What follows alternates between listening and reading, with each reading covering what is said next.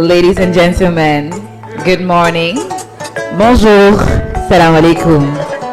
May I kindly ask everyone to move closer to the front. Please, everyone behind, kindly move closer to the front. We are trying to create, a more connected and engaging space.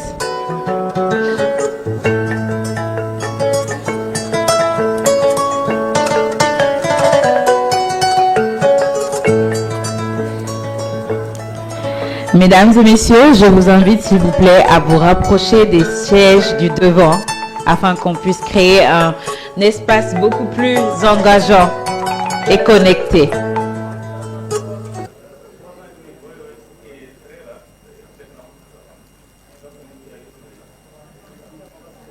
Merci, merci. Merci à tous ceux qui sont en train de se déplacer vers devant.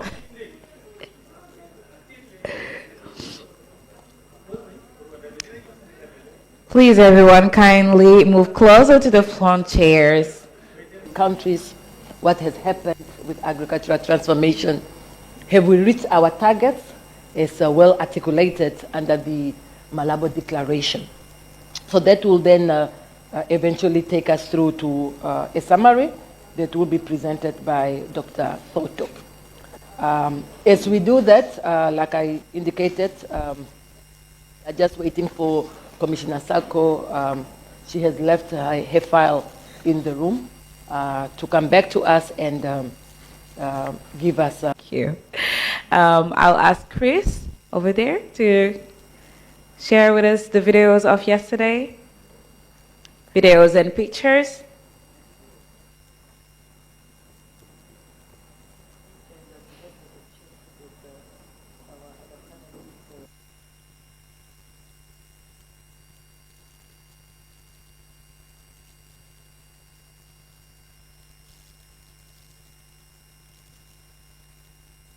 Right back.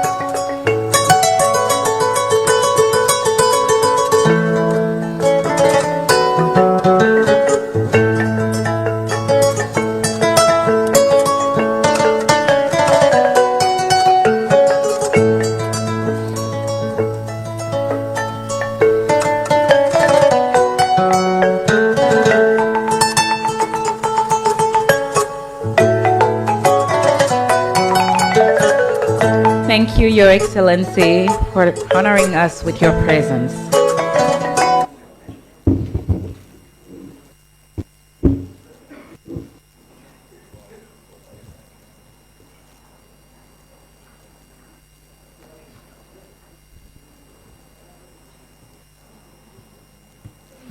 Yesterday, we laid a strong foundation addressing the importance of localization in policy action, the critical role of institutional capacity, and the pressing need for climate resilience in Africa.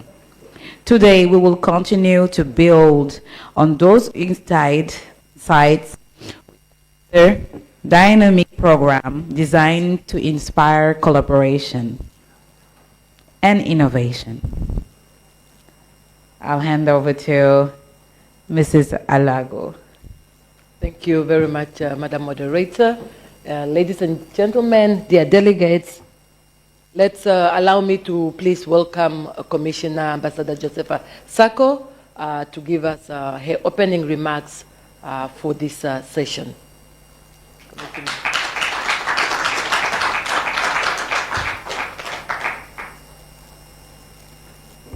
Thank you, MC, for giving me the floor. Good morning, every one of you.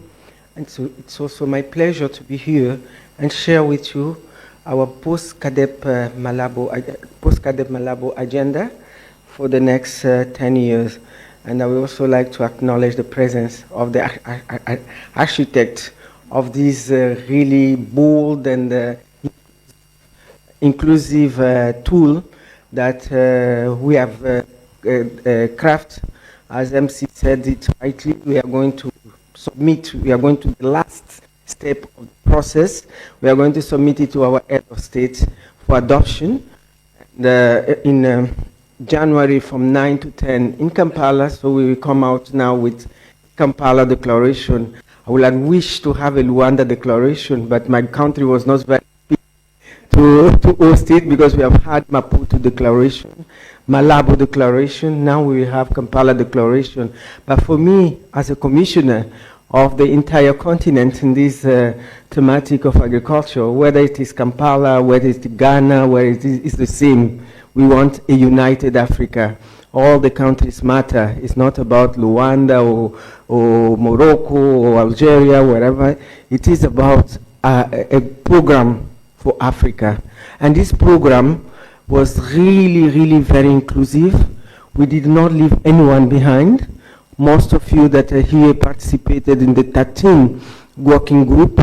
We were able during 1 year to really listen to what do we do after 2 decades of the implementation of our flagship program, the CADEP. So after 20 years, what is remaining for us to remove Africa in the status of food insecurity and malnutrition and poverty as well. So I think that this new framework will allow us to speed up and make sure that all the citizens of Africa has access to the 3 square meal, and they have also access to health and a good livelihood. So that is why I'm really it's my pleasure to carry you along to share what is the process about and what we have been doing all along. Distinguished guests, esteemed panelists, ladies and gentlemen, it is an honor to address to you today as we come together to reflect on a critical juncture in Africa's agricultural transformation. The comprehensive Africa Agricultural Development Program known as CADEP, which has guided our collective effort over the past 2 decades, is nearing its conclusion and is about to expire. This session provides a unique opportunity to assess its impact and chart a path forward for the continent's agriculture and food system post-2025. So I will call this session a creating awareness of this important framework that we are going to submit to our head of state and government. Celebrating CADEP process and challenges. Since its inception, as I say, in 2003, CADEP has been a cornerstone of Africa agriculture policy framework. It sets bold and inspiring goals, halving poverty, ending hunger, and eradicating child malnutrition through inclusive agricultural growth. These objectives emphasize the pivotal role of agriculture as a driver of sustainable development and economic transformation across Africa. No country in Africa can say that we don't depend on agriculture, even not only Africa, globally, because even in the developed country, they still have a Ministry of Agriculture in order to feed their people. So this is very, very pivotal. This department, we are all here gathering and we are all working on the same sector. Over the year, CADEP has catalyzed significant achievement. It has encouraged investment in agriculture, fostered regional collaboration, and enhance policy alignment across member states. Through CADEP, we have witnessed remarkable successes from increase in agricultural productivity to advancements in market access for smallholder farmers. However, challenges remain. Poverty persists in many regions. In many regions, food systems are under strain from climate change and conflict, and agricultural policy are often underfunded. Smallholder farmers who are the backbone of the African agriculture. We know that our model is really small-scale farmers. Whether we have to say that we want the big and big agriculture, big sectors of agriculture, but we know that majority of agricultural producers are really farmers. So we need to concentrate on farmers and empower them.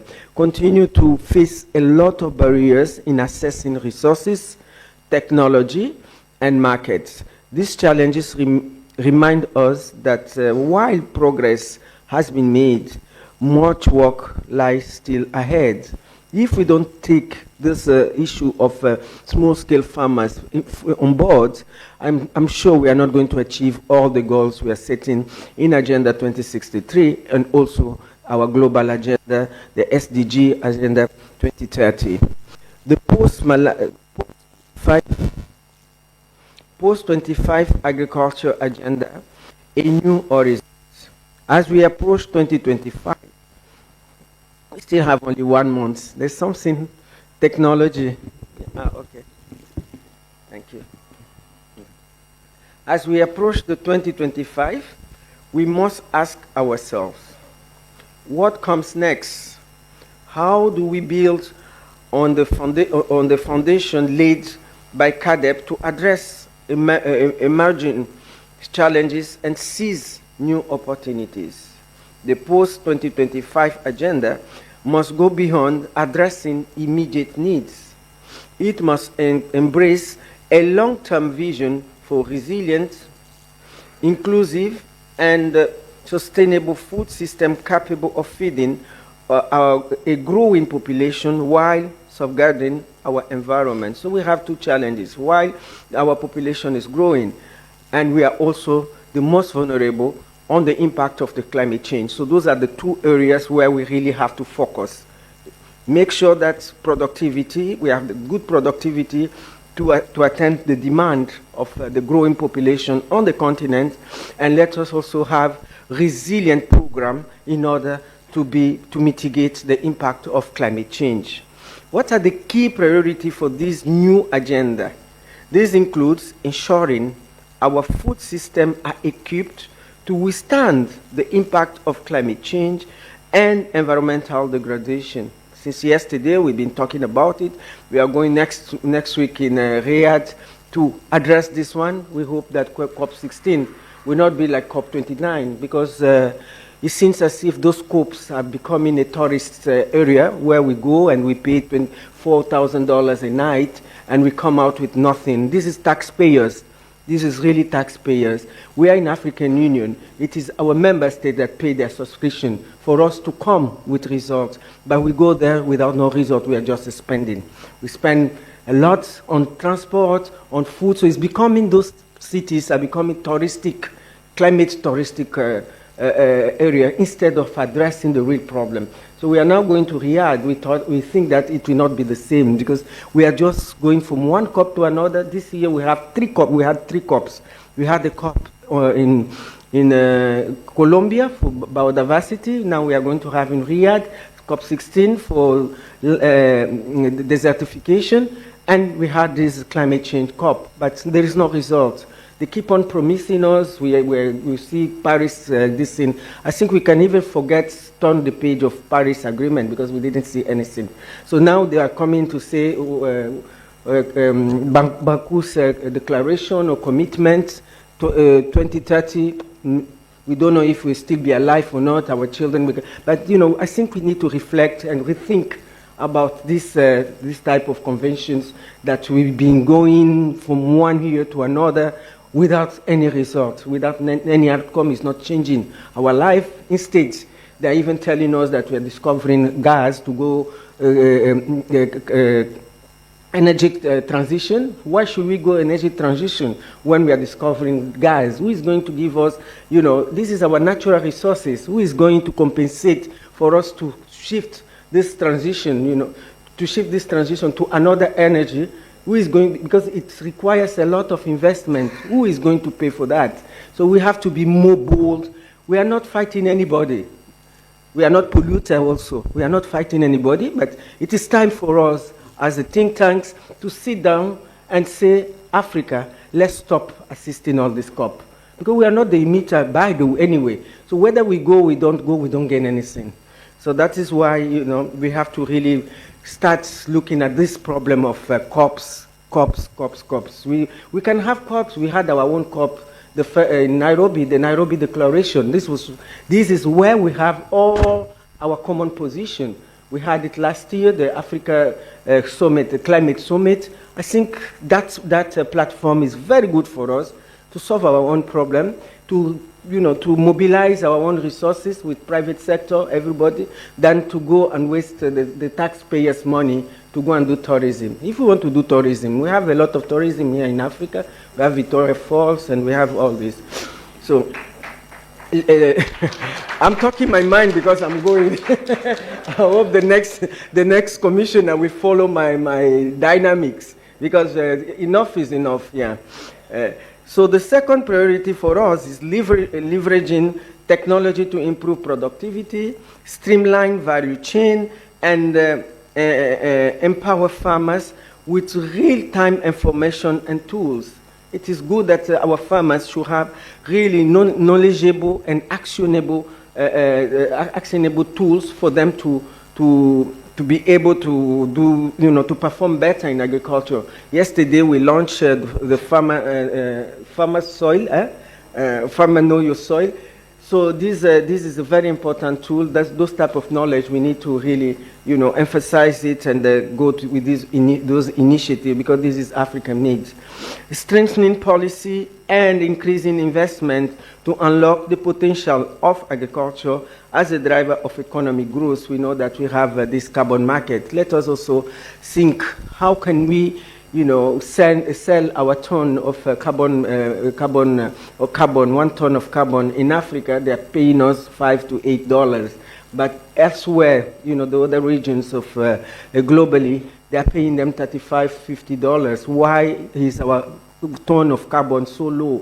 Does that mean that our carbon is bad quality? So those are also the reflection that we have to know, because we're just talking about carbon market. Many of our ministers, our principals, they don't even know what is the mechanism, what is this carbon market, how does it happen? So I think this is another area also, during this 10 years action plan, we need to focus. And when we enter in that market, we are really an expert to win, not to lose. And the fourth one is addressing gender disparity and ensuring that small farmers, women and youth are at the center of the agricultural transformation effort. I think our pillar number 4 of the post-Malabo is really very, very, very inclusive, because we said that we should include all these vulnerable people, women and youth, and try to empower them and try to really put them on the table so that we can know what do they need. A call for collective action. Ladies and gentlemen, the future of African food system lies in our collective hands. Government, the private sector, development partners, research institutions, and farmers must come together in a spirit of partnership and innovation. Only through collective collaboration can we address the multifaceted challenges facing our continent and achieve the ambitious goal of the post-2025 agenda. So since the beginning, we say that we cannot do anything we cannot isolate any society or institution. Let us work together and we get a solution, because we need each other, for the progress of our Agenda 2063. Today's section is an important step in this journey. I encourage all of us to engage openly, share insights, and contribute actionable recommendations. Let us ensure that the lesson of CADEP inform a stronger, more inclusive, and more sustainable agricultural framework for Africa. CADEP is the only policy that we have to transform agriculture. There is no other policy, because there is no forum that can bring all the head of state together to endorse. And what we did is to really engage ourselves with our regional economic community, because they have their own constituency on the 5 regions of Africa. We have the ECOWAS, we have SADC, we have ECA, we have IGAD, all of them. They are also part of this CADEP. So when they are working with their own region and their own constituency, they have to look at CADEP as the only one. We should not repeat ourselves. We should not fragment more initiative, because otherwise we are just losing our time. Let us, each one that wants to pick a pillar on the CADEP, let that institution go ahead and work directly with our member states. They should work directly with the member states so that they will implement whatever pillar it is in CADEP, but not repeating to CADEP, because even our partners, they are getting confused. Today we have thousands of food systems. What is food system? When we are talking about the same thing, this is an advice from experience that we should have only one program, because this program will be endorsed by all the head of states and government. All the countries are going to endorse, so we should not repeat. But we have institutions, because African Union is not an implementing agency. African Union is just a policy maker, but we need institutions to come and start to implement it at the national level with the farmers, because we have farmers association. We should leave African Union aside. Let us just come and do the biannual review report and see how we are progressing. This is our role.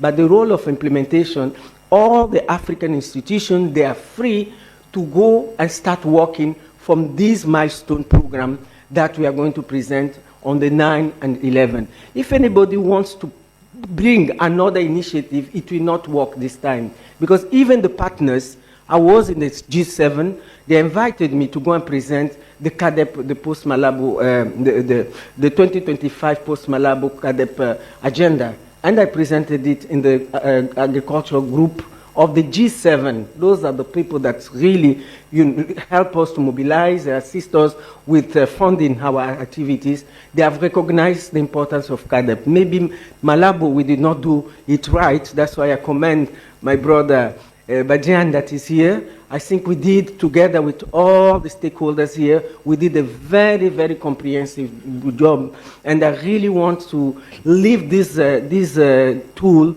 in the right way. I will be where I will be, but I will also support, because this is my profession, this is what I did throughout my life, so I will be supporting, I will be mobilizing funds so that we have advanced, because we are all concerned. This is not a matter of an institution, it's a matter of all the population of Africa to improve their livelihoods. So, in closing, I extend my heartfelt thanks to all the panelists, moderators, and participants for contributing their time and expertise to this important discussion. Together, let us envision and build a future where Africa's agriculture flourishes, our people are nourished, and our continent thrive. I wish you a fruitful deliberation, and I look forward to the insights and the recommendations that will emerge from this session as we navigate the next chapter of CADEP and Africa's agriculture journey. I thank you very much for your kind attention. Merci beaucoup. Shukran. Muito obrigada. Muitas gracias. Asante sana.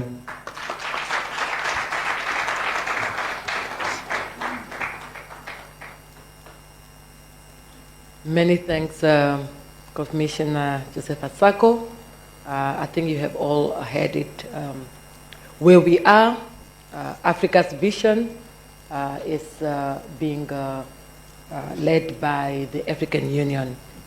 Dear delegates, we still have then one presentation before the panelists, and I am sure he'll be able to also give us some highlights as to, with all that is at stake with the countries, where are they falling short, and what does that mean specifically in terms of the data that we have been collecting over the past 9 years. Because, you know, garbage in, garbage out, we do track the performance of the countries based on a specific data tool. And when data is not reliable, then eventually your performance rating will also not be so good. So please, Dr. Badiane, thank you for having you with us.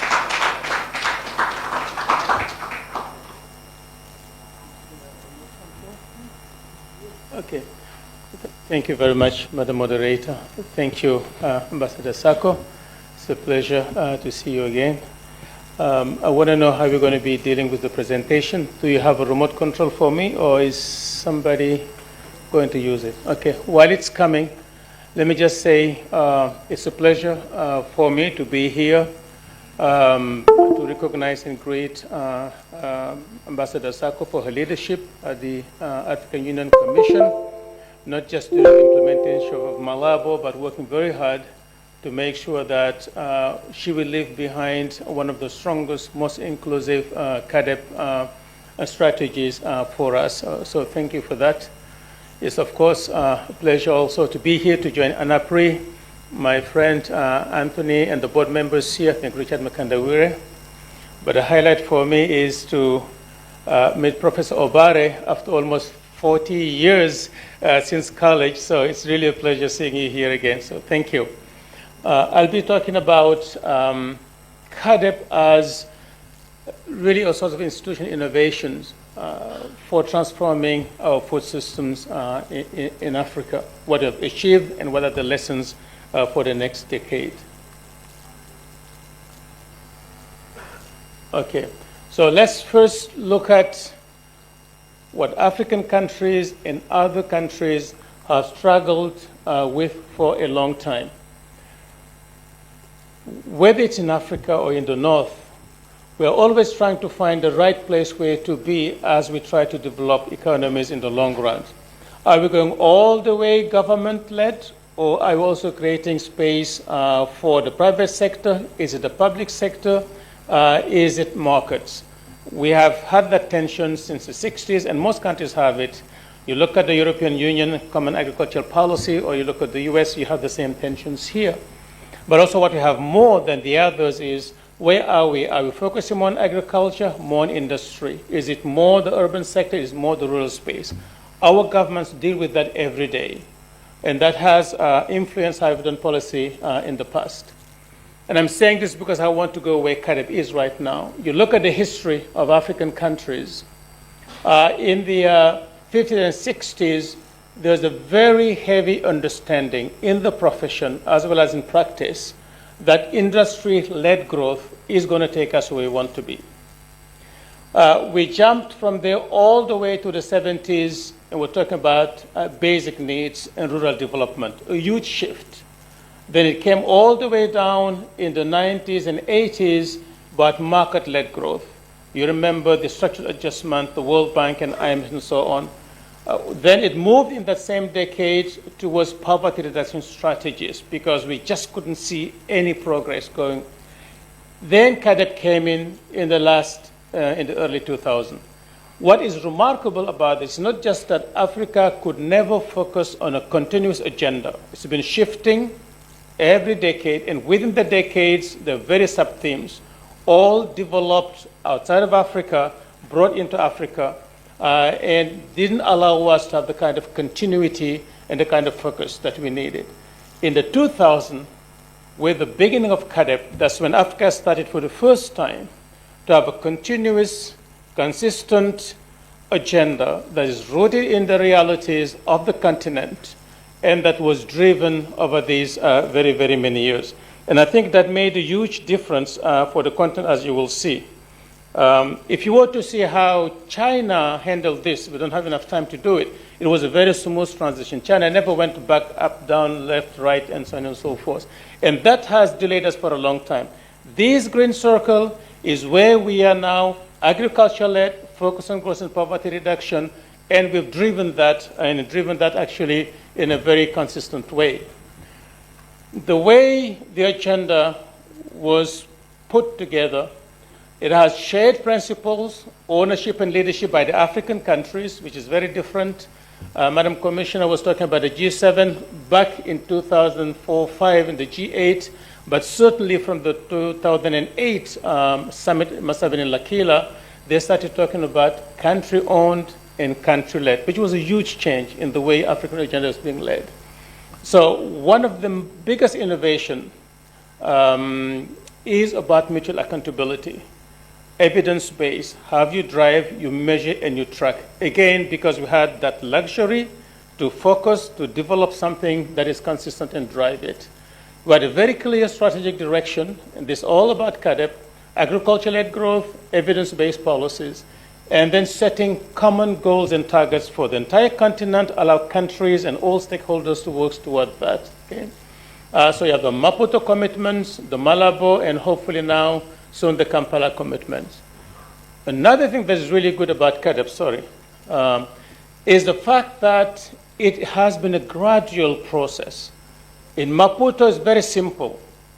2 goals. 10% growth, 6% growth, 10% agriculture. It expanded in the Malabo and is now being refined under Kampala. That is what continuity allows you to do. If you were to jump, like I saw before, 1 decade from one thing, next day to another thing, back and forth, you'll never have this kind of steadiness, this consistency, and this coherence. That's what CAADP allows us to do. The mutual accountability around the biennial review, and I have not talked here about the joint sector reviews as well, which is now being practiced by 24 countries in a very different way. We can comment on that later. But how Africa has innovated to create a platform for tracking, for measuring and benchmarking has been one of the biggest innovations of the CAADP agenda, which is actually being copied by other countries. I remember Nepal sent a delegation here to Senegal about last year just to look at the joint sector review process here.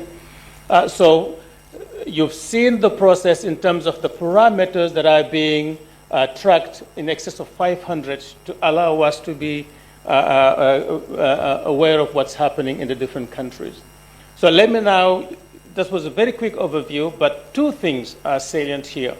An agenda that is gradual, homegrown, that allows continuity and consistency, and then mutual accountability at the heart of it for measuring and tracking. So what has CAADP achieved for us since then?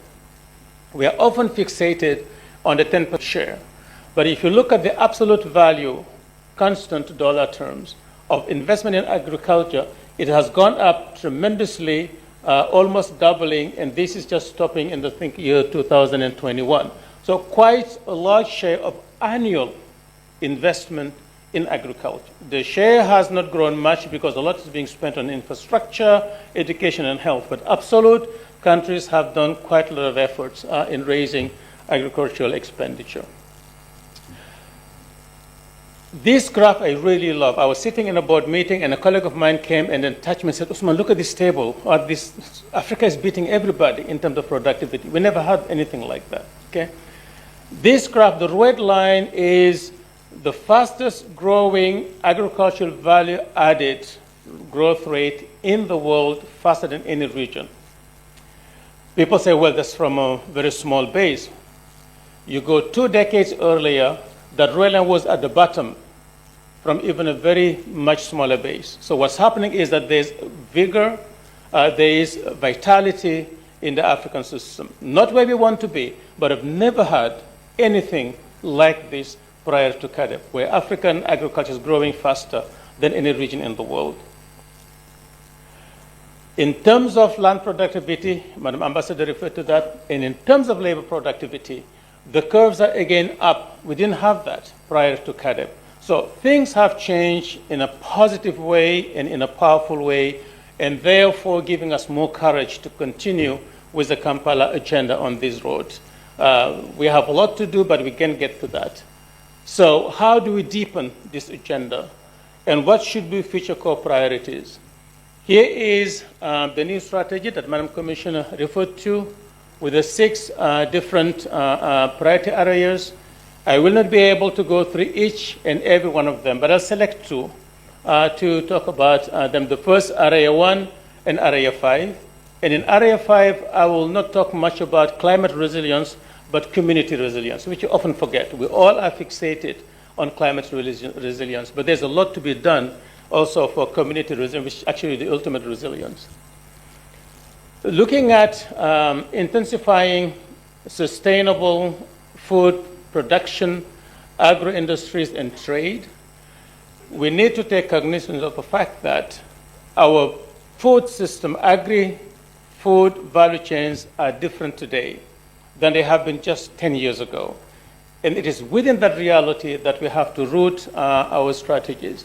I give you an example of the millet value chain in Senegal. Oops, sorry. So what is happening here now? Go back. Okay, so until very recently, we had a very traditional value chain where millet was being produced and processed and consumed very close to the household, right? It was really a very much home-based. Even in the urban centers like Dakar, if you didn't have somebody around who could prepare the millet-based meal, you wouldn't eat millet-based meal. It's very different now. We have this modern value chain with an urban consumer market where you have ready-to-cook and ready-to-eat meals. And this is extremely important because the millet that you produce in the rural areas is not going to be consumed by the consumers unless it goes through this chain now, right? And that has an implication as to how do we design agriculture sector policies and how do we design rural development policies. What you just saw in that graph is reflected here. These are the shares of processed and semi-processed traditional African staples. We're not talking about even your big guys, your cassavas and your local cereals. If you look at the fastest growing bands there are processed intra-African and semi-processed inter-African food. The yellow and the orange are responsible for the biggest share of increase in trade among African countries. And even for external trade, the blue one and the gray one, you add them to that, most African countries are now trading in processed and semi-processed agricultural products. It's because of the emergence of those value chains, right? What does it mean? In the past, when we tried to develop agriculture in the rural areas, we have tried to move productions out of the production areas into the village district, into the rural towns, into secondary towns, and the urban centers. That was the challenge. We're building roads, we're forming farmer cooperatives, we're putting market infrastructure, storage, access to finance, marketing policies, price information, all of that, so that farmers can find a market to get there. That was the problem then, it's still the problem now, but it's not enough to solve the issues.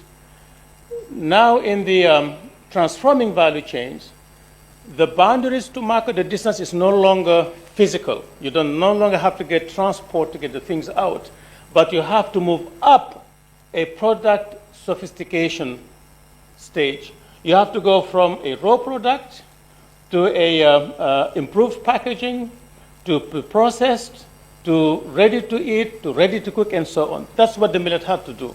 Before, it has to go from the production areas to the urban centers.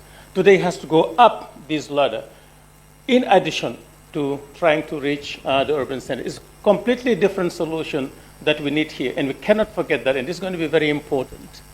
It is the processing sector, because of this, that is now the biggest bridge between the farming community and the urban markets. between the smallholder farmers and where the demand is. It's no longer just the road, no longer just the storage, no longer just the transport, no longer just the marketing sector. Here we're talking about how do we get to incremental value addition? How do we create the systems in place for cleaning, for processing, first, second, third stage, for packaging, for branding, for distribution? That is going to be extremely important to move us. So out of that, you have firm-level policy priorities, as well as you have sector-level priorities that have to gain more prominence in what we're trying to do. Our policy is to facilitate enterprise creation, technology acquisition, access to capital, skills development, both technical and managerial, has to be at the core of what we do for our value chain transformations, more so now than in the past. If we get that done right, we'll increase the capabilities for product and process innovations, and the demand constraints will be overcome through increased raw material use because we're much more competitive. And I need to emphasize here that these enterprises that we're talking about here are not your large-scale guys, your Unilevers and others. These are anonymous, unknown, small, tiny 1 to 5 people processing companies across Africa in the meat sector, in the thousands, right? But they need all this support so that they can increase their capacities, compete more, capture a larger share of the rapidly growing demand. We need to allow those small companies to grow and to maturate. And for that, we need to look at things around transport technology, cold chain, and so on, conservation technology to reduce waste and loss, energy supply, digital infrastructure, norms and standards, intellectual property, because in this market, anybody innovates, everybody owns it. So it really creates disincentive to do that, and competition policies as well. If we do that, we will foster competitiveness of the small and emerging processing sectors in the urban markets and capture a growing share of these hundreds of billions of dollars. Just one comment on this here, why it's important. We're often fixated with export to the global market, which is very good because we need that market. But the global markets for Africa is growing in the tens of billions of dollars over decades. The local market, continental region, is growing in the hundreds of billions of dollars over decades. So capturing even a small share of that is extremely important, is more important than capturing a large share of the global market. So that was on the first priority area. The second, I said I'll be talking about more community resilience. It is just not acceptable for us that every shock leads to large-scale suffering and disruption of community livelihoods, in particular to national and community leaders. That should not be acceptable. We can be better prepared. We have to be able to live with shocks and see what to do. And in order to be able to do that, as part of the resilience agenda, not just the climate one, we have to invest in better understanding the patterns and the nature of vulnerability at the community level. If you don't know it, if you don't understand it, if you don't master it, we cannot conquer it. And we have to do a little bit more there. We have to take deliberate action to target the drivers of this vulnerability, not just during crisis, in normal times. In normal times. It's really important. If we are running after the shock, we're always behind. So we have to do this in normal time. And we have to use, therefore, a comprehensive indicator to track short-term impact as well as sustainability of what we do. When we have a crisis, what do? We rush in, we intervene, we go back. Did we bring people back to normalcy? Have we resolved the problem satisfactorily? Is it sustainable? Often we don't have the time to do that. We don't have the resources and the data to do it. So we are thinking here at Academia 2053 about two things. The first thing we call the snow plow principle, which is a very poor example, but I just couldn't find a better one for Sahelian countries and where we don't have snow. But if you go in the northern municipalities where they have snow, every municipality knows when we have a storm, where we're going to have a problem. They know it already. And when they know storm is coming, they're already there. They're waiting for the snow to come. They're ready to intervene. And between snow seasons, they do the kind of work and maintenance and adjustment that they need so the next storm is less disruptive. Okay? If we take that principle and take it to community vulnerability, what we're trying to do here is to locate those priority vulnerable areas even before the shock comes. We know where they're located. When we know a shock is coming, immediately we get ready. We have the truck, like the snow trucks, but we have our instruments in place so we can act. We need to identify during normal times priority investment to reduce the vulnerability, just like they do road improvements and other things to improve road conditions when snow comes. They do that in normal times. Let's do that also here in normal time. And when we intervene, let's plan and target our crisis response measures. So let me go here quickly and see how that will transfer now to community vulnerability. We have developed for every country what we call a composite vulnerability index to rank all the communities, the most vulnerable to the least vulnerable and to the little bit more, a little bit less vulnerable. So you know where your country's communities are that are most likely to be affected if you have an issue and a crisis. And that you know. And you see the composite.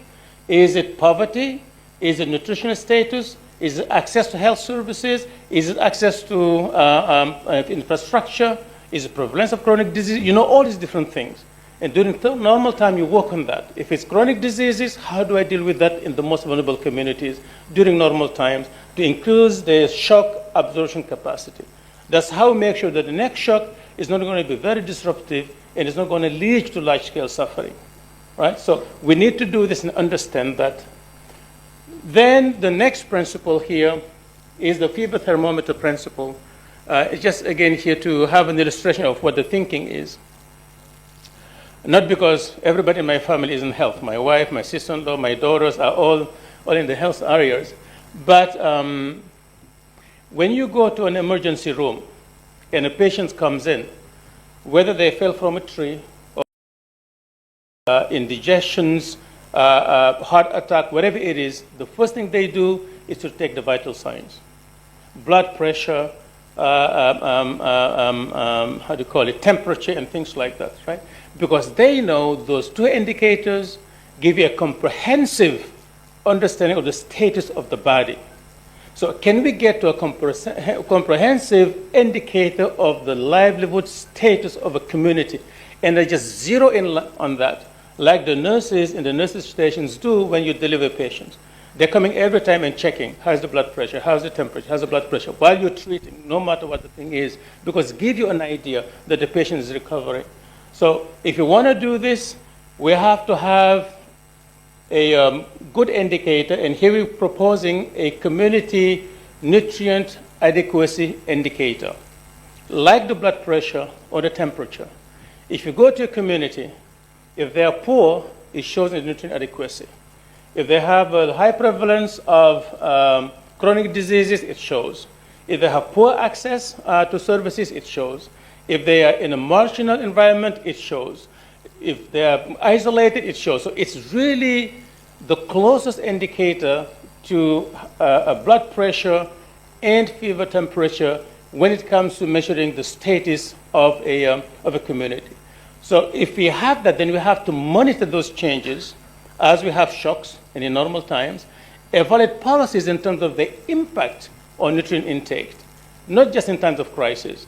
You want to do an export ban, you want to impose tariffs, you want to add subsidies, you want to do income transfer, you can do that based on the impact it's going to have on nutrient adequacy. Access to, when we have shocks, we can assess the effects and we can identify priority investment to boost nutrient intakes in normal time. Here's an example from Senegal. We looked at about more than a dozen micronutrients mapped across the country, and we have this for 14 countries right now. The only obstacle is having really good representative consumption service in those countries, but we have it for 14 countries, production as well as consumption of all these different micronutrients. And you use this, you know, which micronutrients is the most inadequate in intake, but also when you do a policy, you can now link this to a model that will tell you, so it's not coming, okay, So you can have, here you have a place called Koupentoum in Senegal. You see all those red bars are the most critical micronutrients. Okay, so you not just only can have this in zero in at community level, but also what you can do, you can link this to a model that allows you to know how a change in policy or a shock will affect macronutrient intake. So you already can have an idea of the magnitude of the shock before it comes, because you can do the analysis ex ante. But also, if you want to intervene, is it a price subsidy? You have an idea of how much the price should be changing to allow you to bring that community back to the same level of macronutrient intake. If it's an income transfer, you have an idea of how much income do I transfer. If it is food in nature, well, probably you might want to have food here that is rich in iron, then distribute food that is perhaps, let's say, rich in niacin or in protein. So you can already make those choices. And in normal times, you can work on boosting supply and access to those food to improve community vulnerability. Okay? So now let's go to the MA, and that's my last slide here. The biggest innovation under CADEP, and where we can do quite a lot more, and Pandolini talked about the biennial review. Here is what we think could happen in the next 10 years. Currently, the biennial review is backward-looking, tracking past progress, and looking at lost opportunities. What could you have done, and where are you, and so on, right? Which is good, but it's even better if the future biennial review allow us to be forward-looking, to track future possible outcomes and target opportunities in the future. So using the BR as a planning tool and not just as a tracking tool is going to be adding quite a lot of values here. And here is how we're preparing at Academia 2063 to deal with this. We have a tool that is ready to launch next year. And by the way, what I just showed you in the vulnerability and nutrient adequacy is another tool that's also going to be launched early next year. Here we have tools that could allow us to look at what would be the optimal allocation of public agricultural expenditure to achieve the policy and nutrition goals, without even looking at yet what your BR results are. Where would you have to be in order to do that, right? And you see the variation across different regions, and not each and every country have to have the 10%, right? But the regions have wide variance of where things would be. I won't have to discuss all the details there, but we looked at three groups of public expenditure, what we call economic environment, and I'll have to talk about it in the next slide, research expenditure, and total overall expenditure. You see the difference bars. Bottom line, we can now measure what will be the allocation of public expenditure and the overall level of agriculture expenditure for every country that is optimal. So you know that even before you do your BR. Then when you do your BR, we measure what is the gap between the optimal and the actual BR budget shares that we have seen. So you know, am I there or not? And if I'm not, this is where I need to get to. So you can have this information also now, whether it's economic environment or research or public expenditure gaps, right? And I think the next one is this. If you unpack the economic enabling environment category, it is the commitment to the CADEP agenda, trade investment, facilitating investment, or mutual accountability. Those are the three enabling environment indicators. There too, you can measure the gaps of the country. It allows you to allocate within the agricultural portfolio how best will I adjust my expenditures so that I can hit my poverty and nutrition targets. That is going to be the kind of information going forward that allows the PR to become more of a forward-looking and planning, because from here now you look at your different policies, and it's going to be unpacked also on that platform for individual countries to be able to do their simulations about individual policies and how that can help them improve their outcomes going forward. So thank you very much for your time. Oh, sorry, I needed to do this one. Okay, so here you see that we show how additional goal achievement could be realized just by allocating optimally the budget. That's good guidance. The last one, Madam Chair, just on the risk of policy reversal. CADEP has been a policy renewal agenda all along to try to improve on the margin what we do. But now, going for the next 10 years, we have to be careful in order not to undo what CADEP has done to bring us to where we are. And I call this policy reversal, meaning a return to policies that have failed in the past. And we have to resist that. And we have seen that happening in so many countries slowly. And why is that possible? That we can go back to those old policies that have failed. We have very limited institutional memory. We just don't capture what we did 20 years ago that worked and what didn't work. It's just nowhere to be found. If you're not lucky enough that you've been around there, you wouldn't know. You just cannot, okay? We have a new generation of leaders who are therefore acting in that void. They have a greater fiscal space. Any country can run any program they want, not many of them at once, but any program they want that can be disruptive because they have the money to do it. It's not like you need anybody's help to do that right now. All right? We have open, pluralistic political systems. We have populist pressures and pressure to respond to shocks. Okay? And that can create us to go back to policies which people in the past did not enact because they thought they were bad. They were intuitively good. And unless you can discern, you rush to those, because you have to act and act quickly. And we have those signs right now. The growing embrace of input subsidy schemes, we're not trying to target. We just go and say input subsidies are good and we do it. We've been there. This country has done it in the 60s, 70s, and 80s, right? Growing as a child, our farmers needed nothing to buy.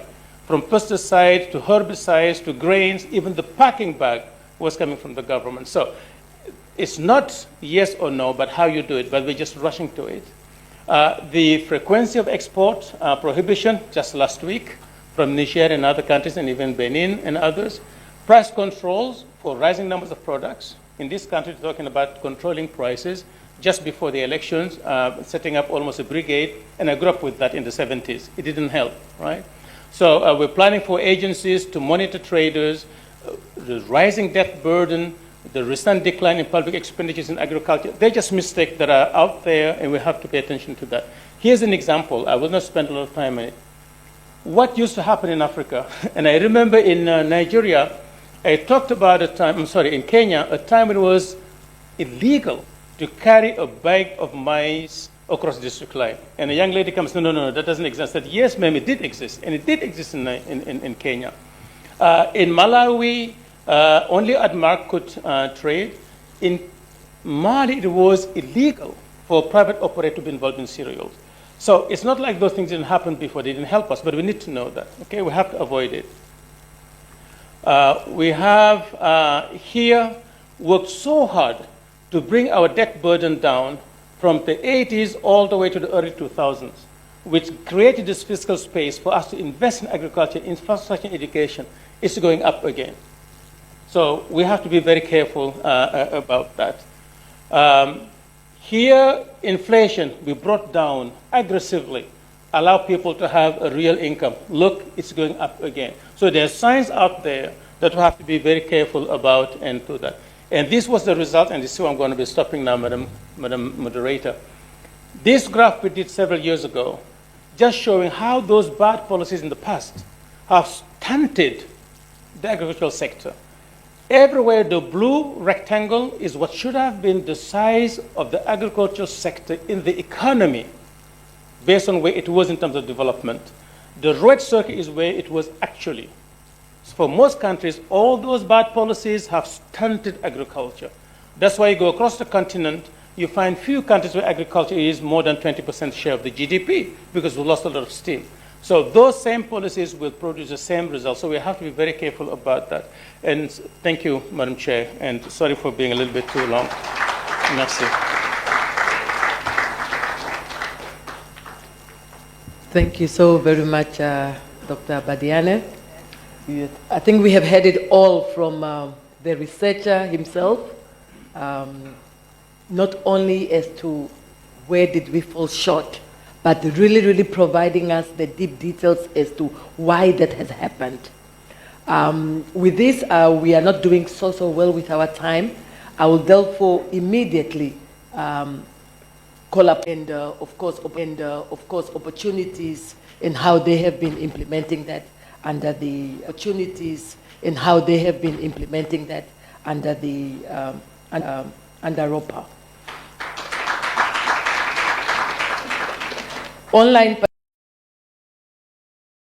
Daniel Mutamba, who is my colleague from the African Union Implementing Agency, what we call AUDA NEPAD. He will be dialing in from Johannesburg, South Africa. Please check if Mr. Mutamba is online. He's not online? Okay, we will take note of that. Could you kindly check whether Dr. Majora is online? Thank you very much, Dr. Mabuza. Dr. Mabuza is from Cardesa, and will talk to us about regional partnerships in the implementation of CADAP, and they do have a particular role that they play within the region, SADC, but also across the continent in supporting the next agricultural agenda. And lastly, I hope she is online, my sister, Dr. Maria Mwanzala from AFAP, to talk to us on the involvement of the private sector. I think we all know the role that AFAP do, with a key specific focus on the private sector. Thank you so very, very much, and it is great to have you all here with us. Now that perhaps let me first start with one of our panelists online, Mr. Majola, to give us some regional perspective, really, with key focus as to what are those roles that you are seeing the region playing to achieve the CADAP goals. And the presenters have already mentioned really some of those goals, because it's all talking to ending hunger on our continent. But of most importance, we also heard from Dr. Badiane about mitigating and adapting to those situations. If that truck can be warned and really be aware of the snow coming, we should also be ready when the shocks are happening within this continent. So what are those lessons that you can talk to us, particularly within the Southern Africa, as you are part of CADESA sitting in the SADC region? Dr. Majola, please. Okay. Thank you, moderator. I just want to confirm if you can hear me clearly.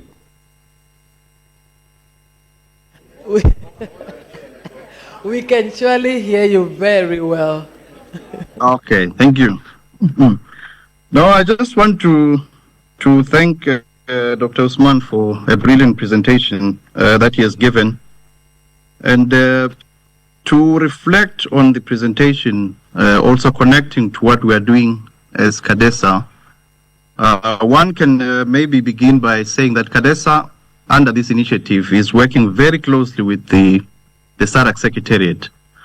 And what we've been doing so far was mainly on capacity development of the member states, for them to understand the concept of the CADAP process, and also what is required in terms of the data and how they are expected to achieve the indicators. And also to sort of bring to their attention how they can domesticate some of the CADAP processes, because one thing that we need to be careful of, which has been prevalent in the region, is we tend to take some of these programs as a standalone initiative. Yet it is very important that, since this initiative is one that is agreed to by our leaders, the member states, of course coming from the different ministries or the different sectors, it is it is our responsibility at the regional level to work with the member states so that the indicators or all the activities within this process, they are embedded within country programs. So if they are embedded within country programs, then we know for sure that whatever source of funding we receive, be it external, be it from internal sources, it is financing the implementation of those activities. And then in a way, we will know that we are achieving our indicators. So when we're now tracking, we're not tracking independent initiative, but we're tracking from within. All that we'll be doing now is just to report. We just respond to the CADA process and we report. In that way, there will be sustainability in all these programs rather than to take them as independent. And then again, when we report to the meeting of ministers that we normally have on an annual basis, we have been reporting that, we have always had a section in that report where we inform ministers on how far our countries are faring. So that one, I think we've done well by reporting, but not in terms of the levels that we have reached, because as we know, none of our countries have reached the targets that were set.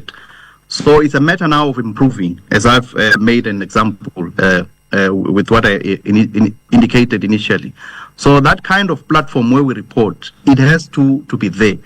But we should not only report to the superiors, but also make sure that this point that was touched, I think, at the end of the presentation of the policy reversal, it shows that we have a job to do with our politicians, because that's where we sometimes get it wrong. It's very, very important that we need to to make them understand of what some of these policy statements can trigger, which can also undo what countries may already have invested. And then again, what has been suggested in terms of the forward-looking biennial review, I think that's a very good initiative. It should be combined also with the review of saying we're looking backwards. What have we achieved? It's always good to know what your target is. And I think if I heard correctly, these are at national level. So if it is at national level, that is where the action happens. So the role now at the regional level would be to enforce and facilitate collaboration among member states, and also continue to develop the capacity, bring all the experts to assist our member states so that they do what is expected and they move towards meeting their targets, which if we're doing this forward-looking review, countries would know exactly what they are aiming towards. So in a way, those would be their other indicators within the various programs.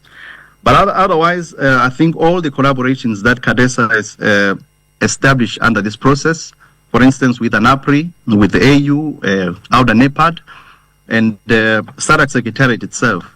Now we're also working with, we're finalizing our MOU also with Academia 2063, which we do believe that as we move to the post-Malabo era, we will be able to work closely and push the agenda as it will be presented to us early next year, where our member states will endorse.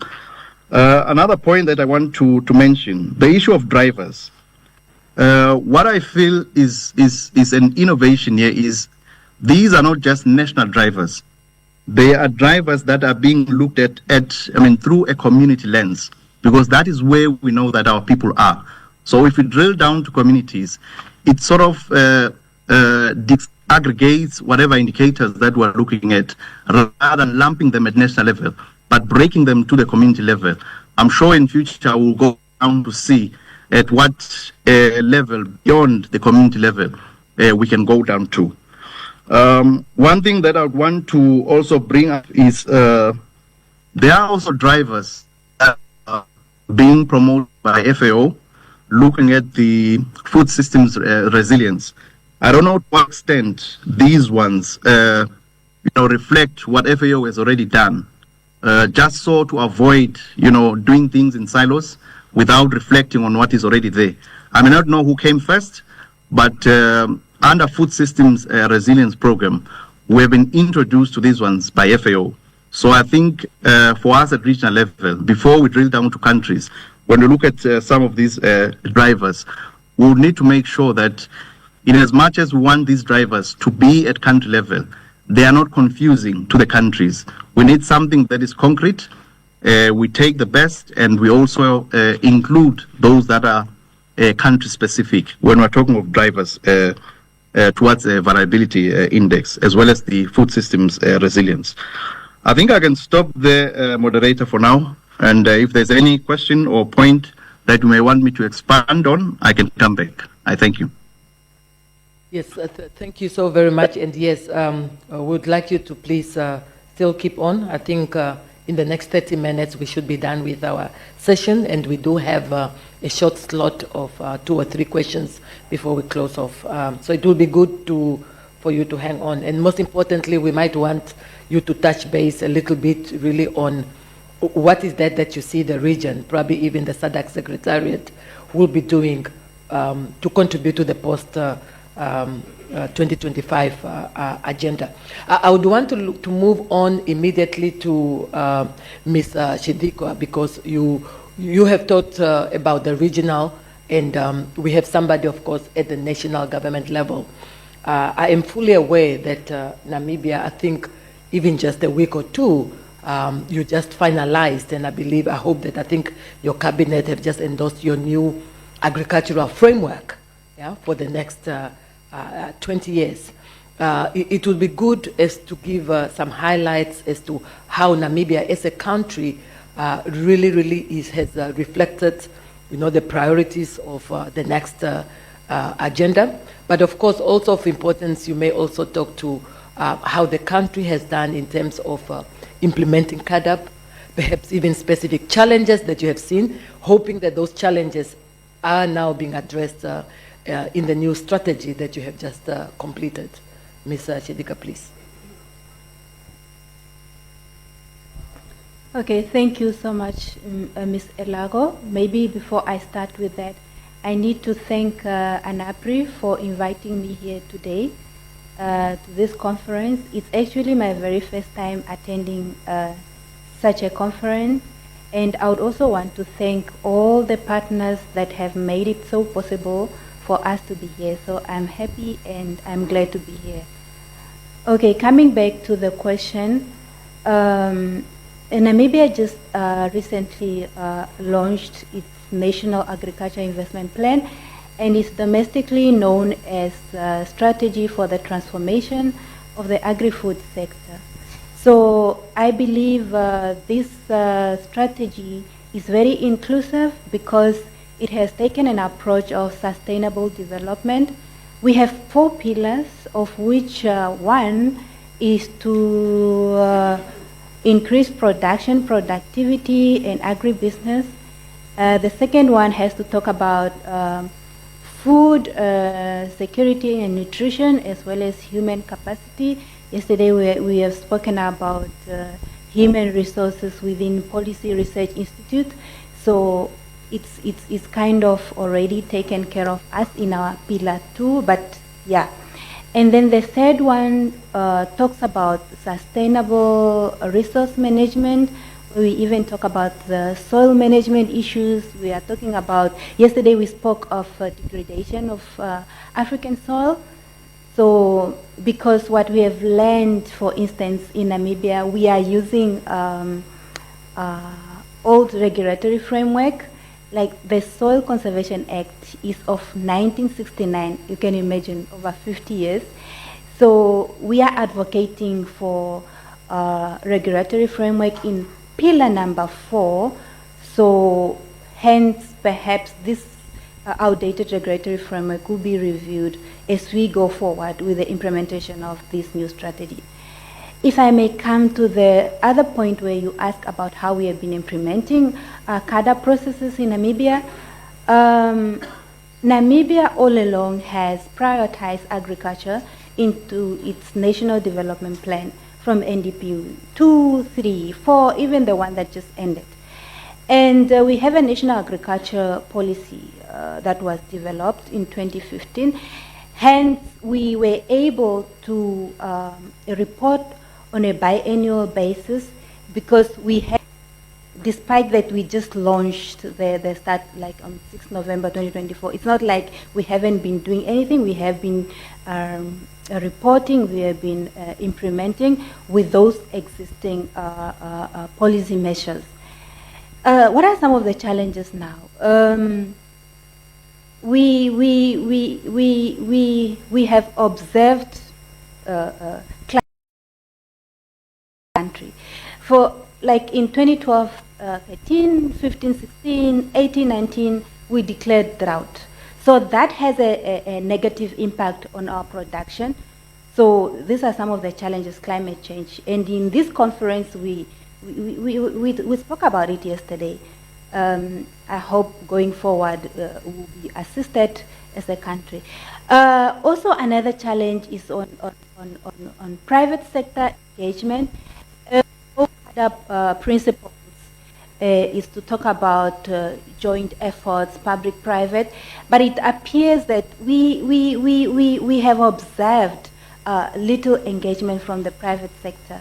We know government is there to create an enabling environment, but private sector is supposed to inject in our economies, but we have little kind of efforts from them.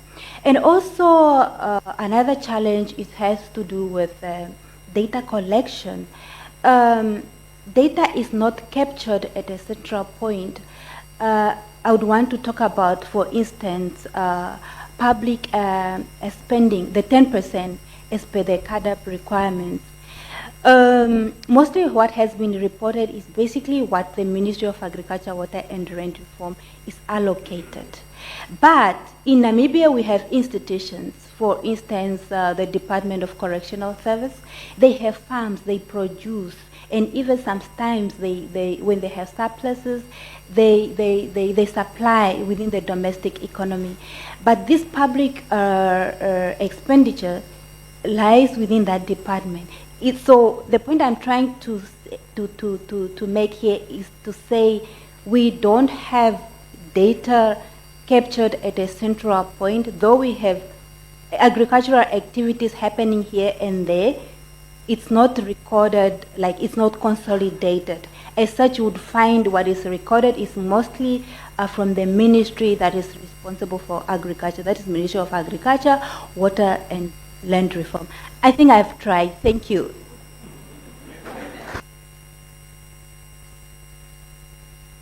I think as a first timer, like you mentioned, to be in such a conference as a panelist, you surely did very well. Yeah. And thank you for those pinning out specifically the challenges that you're observing. And most of those, Dr. Badiani actually in his presentation talked to very, very well. Allow me to, I think we need to put on our headsets eventually. I would want us to move on to Mr. Sisa, who is representing Mr. Sal of ROPA. ROPA presents a very, very important constituency as far as agricultural transformation is concerned. I think we all know that over 60% of our population depend on agriculture. And out of these, we're talking about smallholder farmers. Dr. Badian, in his analysis, kept on reminding us to say we are not talking about the big dogs. We're talking about that 1, 2, 3 small groups trying to do the end means, trying to support and do what is necessary for agricultural transformation. So having said that, we would want you to give us some aspects which could touch to Senegal as a country, but of course, for instance, ROPA does represent West Africa, as to how does these small farmers in West Africa actually look at CAADP? Does it benefit them at all? Let alone, are they even aware of that we do have CAADP, which is the only Africa's agricultural framework under the African Union, to see how we can drive this agenda. So let's hear from your perspective in this regard. But of course, also you may touch bases to how you see us moving forward, especially that now we are at the very, very last bit to endorse the next agri-system agenda at the African Union level.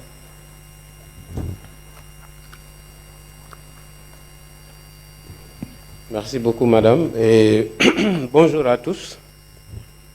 Donc, effectivement, je suis ici au nom du ROPA, donc le réseau des organisations paysannes et producteurs agricoles de l'Afrique de l'Ouest. Excusez-moi. Au Sénégal, il y a une plateforme du ROPA, notamment le Conseil national de concertation et de coopération des ruraux. On peut même dire qu'il est fondateur du ROPA, parce que l'initiative de réfléchir sur une plateforme régionale est partie d'ici, avec, sûrement certaines personnes le connaissent, le doyen Mamadou Sissoko. Donc nous avons pensé qu'il faudrait que les producteurs agricoles de l'Afrique de l'Ouest et même de l'Afrique puissent se parler et avoir une position commune. C'est cela qui a donné naissance au ROPA en 2000. Et au-delà du ROPA, dans les 5 régions d'Afrique, il y a une plateforme sœur du ROPA. Et ces plateformes se sont retrouvées pour créer la PAFO, the Pan-African Farmer Organization, qui est un partenaire proche de l'Union africaine. Donc pour dire que le PDDA, effectivement, c'est un programme continental qui a associé les organisations de producteurs. En fait, dans nos principes de base, on estime que l'agriculture, c'est d'abord l'affaire des agriculteurs. C'est pourquoi, dans tous les processus qui concernent l'agriculture au niveau pays, au niveau des sous-régions, au niveau continental, nos organisations se mobilisent pour donner la position des agriculteurs. Pour le PDDA, il faut dire que ça a été un programme innovant et très important pour le continent, mais également pour les régions jusque dans les pays. Parce que je pense que les présentations ont montré que cela a permis d'avoir une politique agricole africaine, de donner des orientations dans les régions où chaque région a travaillé à développer un programme régional d'investissement agricole et cela s'est décliné dans les pays à travers les programmes nationaux d'investissement agricole. La deuxième phase nous a amené à ajouter l'investissement agricole pour la sécurité alimentaire et la nutrition. Donc, autant au niveau national, régional que continental, les organisations se sont mobilisées pour participer. Effectivement, il y a eu des avancées. D'abord, cette reconnaissance de l'importance de l'agriculture familiale. Je pense qu'on l'a dit, une agriculture familiale qui nourrit en grande partie le continent. Malheureusement, le message qu'on perçoit la plupart du temps, c'est les quantités d'aliments importés. Mais on ne parle pas des quantités d'aliments produits en Afrique par les producteurs. Ce qu'on ne perçoit pas également, c'est vraiment le nombre d'emplois qui est, en tout cas, mobilisé à travers l'agriculture familiale. Effectivement, on parle du chômage. Il faut dire que quand même le PDDA a permis de mettre en exergue tous ces avancées. Notamment également le rôle central que les organisations, que les agriculteurs jouent dans le développement des chaînes de valeur et dans la promotion des économies locales. quasiment tout ce qui bouge en termes d'économie dans nos terroirs, c'est l'œuvre des agriculteurs, c'est l'œuvre des exploitations familiales.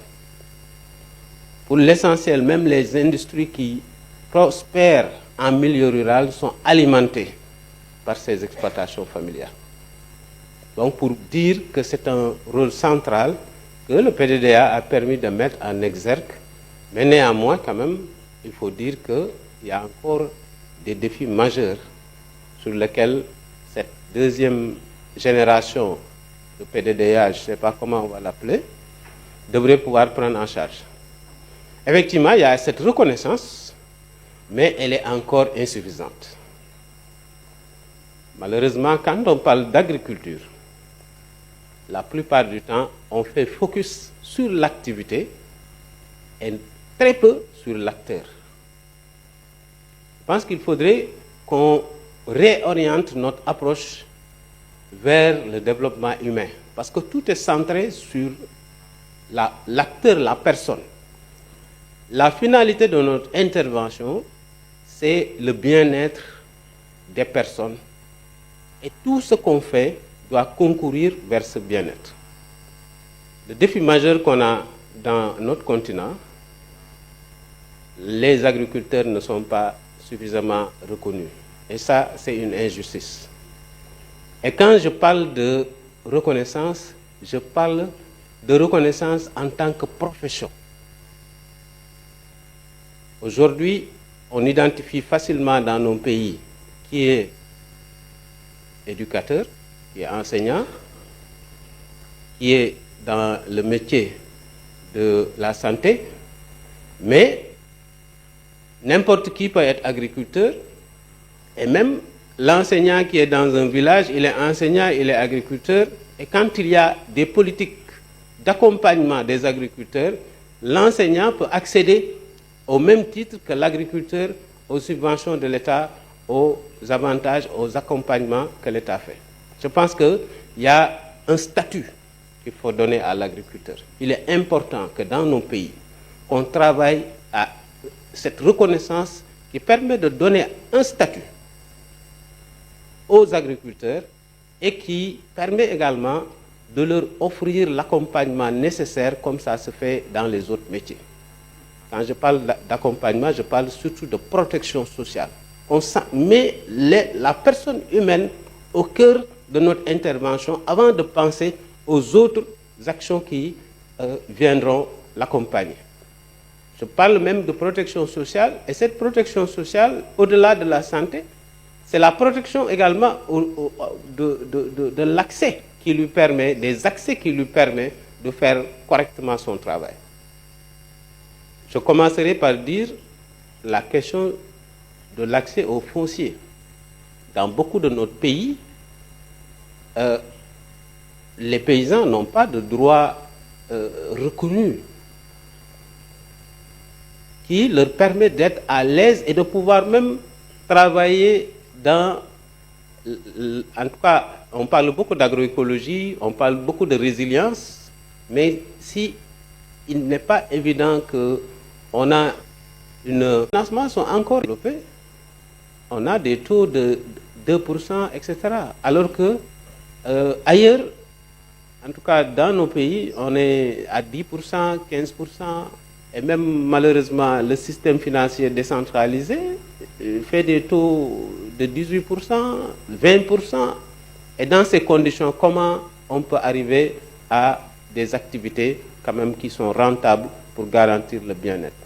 Donc voilà un peu peut-être une première intervention. Je pourrais revenir si vous voulez. Merci.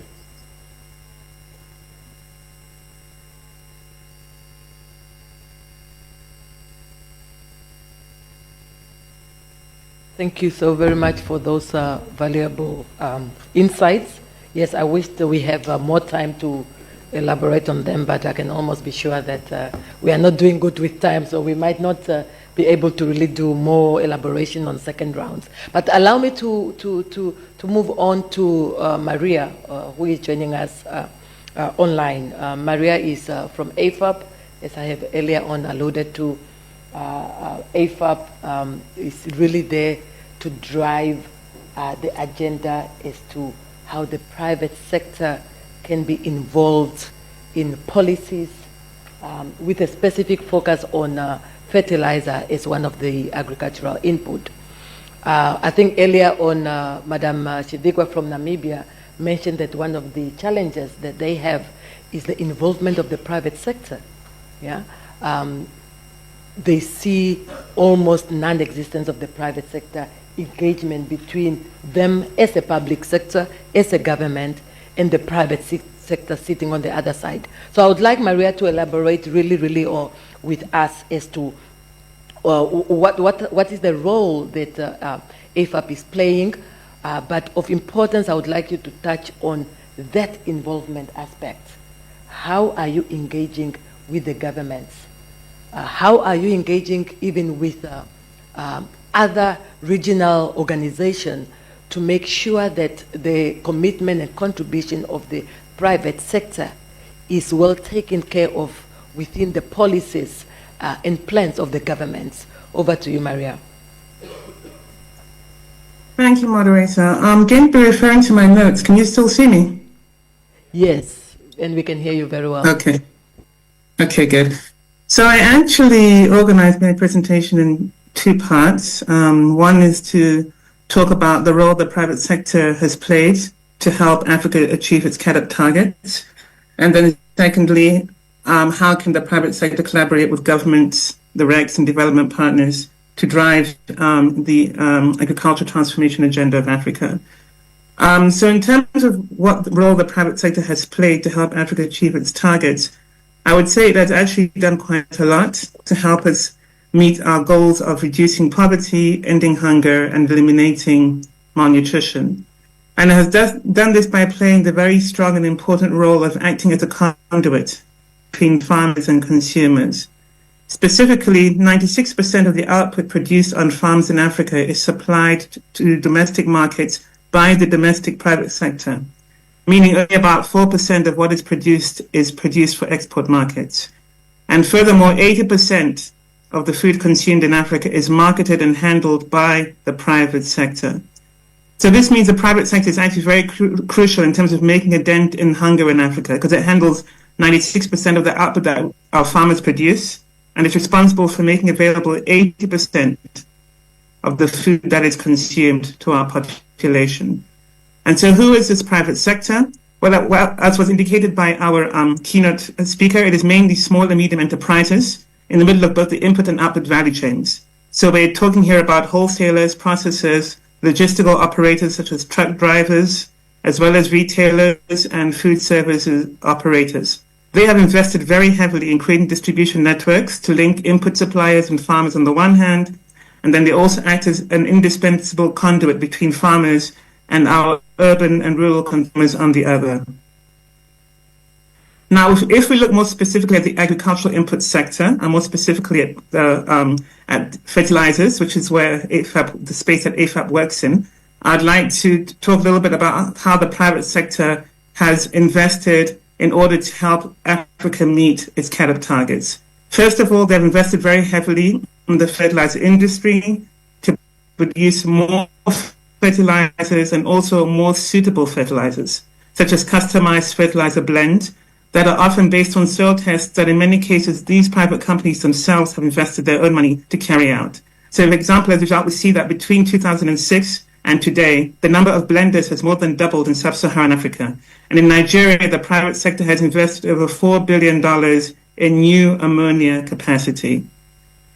Furthermore, at the moment, sub-Saharan Africa has about 59 existing blending plants. There's lime production in some countries, such as Rwanda and Kenya, and there are also at least 15 plants producing organic fertilizers in the sub-region. Secondly, the private sector has invested heavily in improving farmer knowledge about fertilizers and how to use them correctly by setting up demonstration plots and also hosting farmer field days, often in collaboration with the Ministries of Agriculture and Development organizations. And they also provide these inputs for free to the ministries and to development partners so they can set up their own demonstration plots for farmers. The private sector has also invested heavily in building distribution networks and infrastructure, particularly storage and transportation facilities, which means they can help make inputs available to farmers at the right place and at the right time. For example, between 2005 and 2016, the number of trained agri-dealers increased from only 10 to more than 1,000 in Rwanda, from 1,200 to more than 7,000 in Kenya, and from 2,300 to more than 4,000 in Ghana. And as a result, the distance that smallholder farmers have to travel to reach an agri-dealer in those countries has declined significantly. And then another area where the private sector has invested is also to provide credit to other actors in the input supply chain, which allows a larger amount of fertilizer to flow to the farm gate.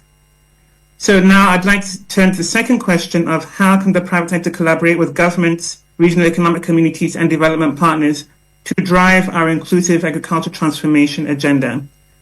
And to answer this question, I will draw heavily from examples, again, from the fertilizer subsector, since that is my area of expertise. So this private sector can collaborate with governments and other stakeholders in the following ways.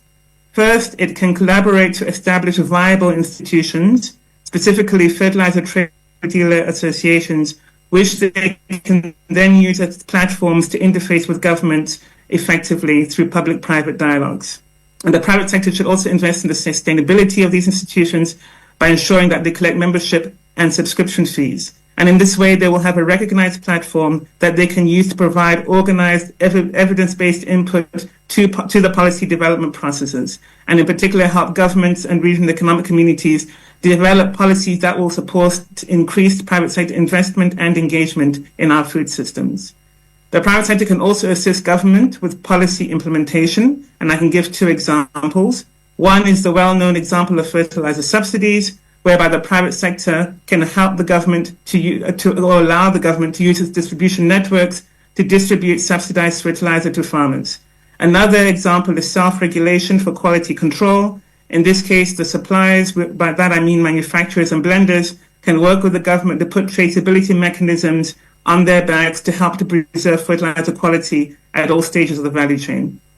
The private sector can also collaborate with government and development partners to support increased availability of finance in the fertilizer value chain by being willing to take on some of the risk. Specifically, it can agree to participate in risk-sharing agreements with governments and development partners, such as credit guarantee programs that are designed to improve access to finance in the fertilizer value chain. Another area where the private sector can invest is of course, to increase fertilizer supply capacity, meaning new fertilizer production and blending facilities using locally available resources. And it can also focus on producing fertilizers that are a blend of organic and inorganic materials, thereby supporting the government's agenda of promoting soil health while improving productivity through the increased use of fertilizers. So having said all this, the various areas where the private sector can invest is by establishing stronger associations that it can use to interact with government more effectively, invest to support policy implementation, particularly when it comes to subsidies and self-regulation for quality control, invest to increase availability of finance by participating in risk-sharing mechanisms, etc. The private sector can and is willing to do this, but I cannot emphasize enough that in order for these investments to take place, we need to have policy consistency and clarity, because the private sector needs a stable, predictable environment. Otherwise, the risk of losing their investments is simply too high, and they will be discouraged from making these necessary investments that are really required for the growth and transformation of our food systems in Africa. And with that, I conclude my remarks. Thank you. Thank you so much, Maria. To make good use of the time, I will not summarize what you said, because we will have a short summary in the end. I think the bottom line there is the sector is ready to support so long countries ensure a conducive environment for them to invest. The transformation and growth strategy. Now, with that versus the linkage to implement CADAP, what are some of the highlights that you could talk to us that your think tank group has been embarking on, versus really the picture that Dr. Badiane have indicated to us as to how the continent look, but also you may also touch base on some of the aspects that he has taken on board as to moving forward for the next 10 years. Thank you. Over to you. Thank you very much. moderator, for that question. Yes, it's interesting to reflect on what Dr. Badiani shared. So it's a lot of things, very interesting presentation indeed. Thank you very much for that. But looking at where we are coming from in terms of CADIP and where we would like to go, maybe I'll just highlight a few things that I picked from his presentation. First, I think it's the commitment to the CADIP process for most of the countries. We've seen many of the countries reporting up to the 4th cycle.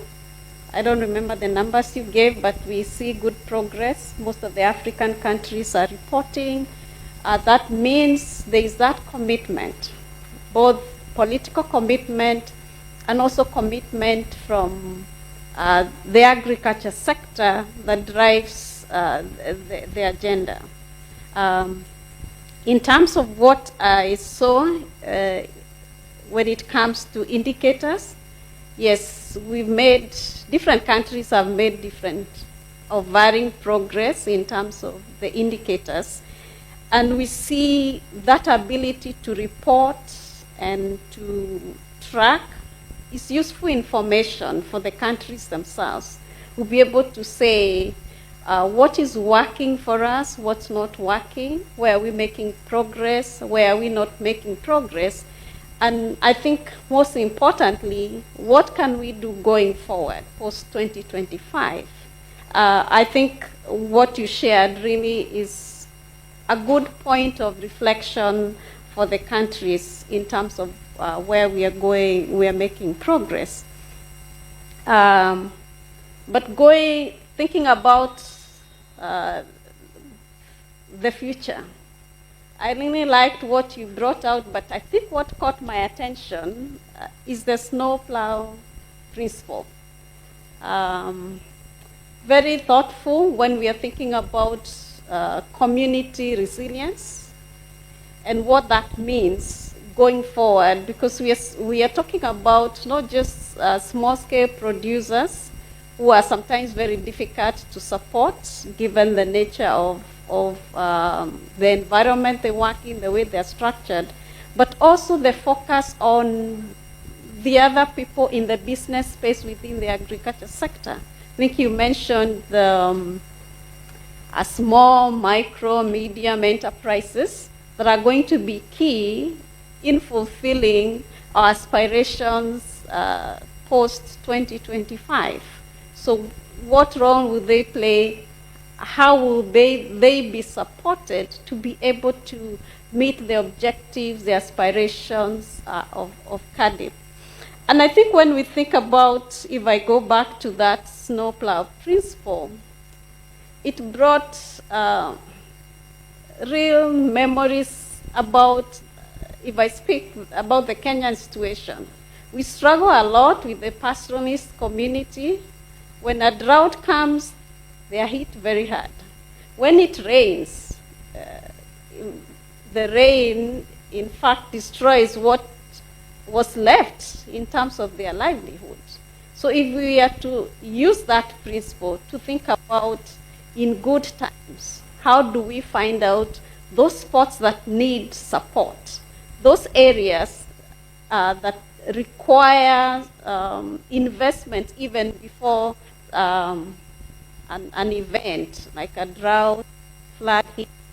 I think we've struggled even thinking through livestock offtake programs that are on and off.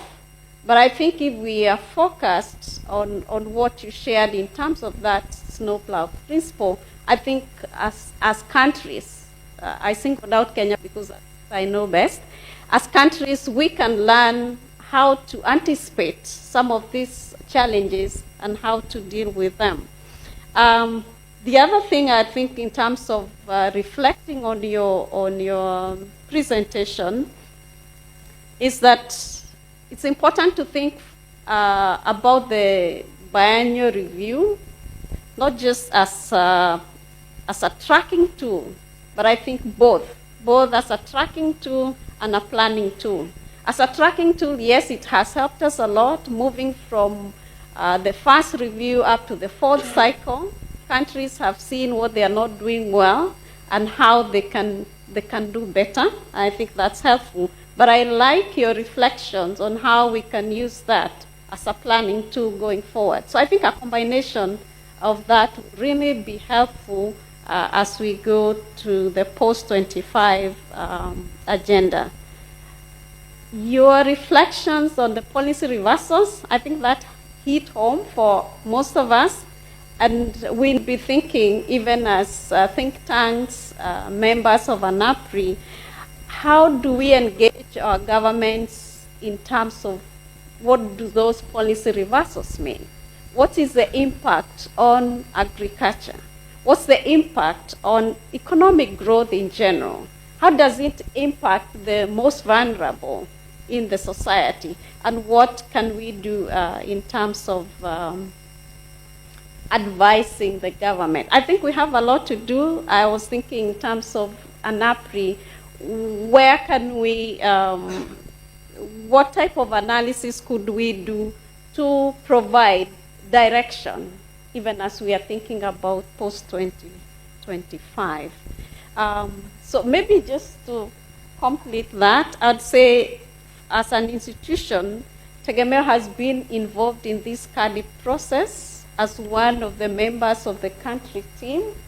I think the way Kenya has organized the data collection and the reporting process has been. Thank you.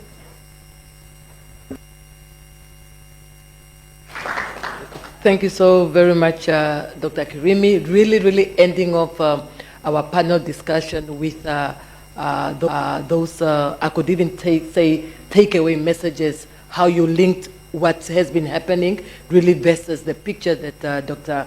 Badiane has presented. I will not go into details of that summary because Dr. Toto will give that.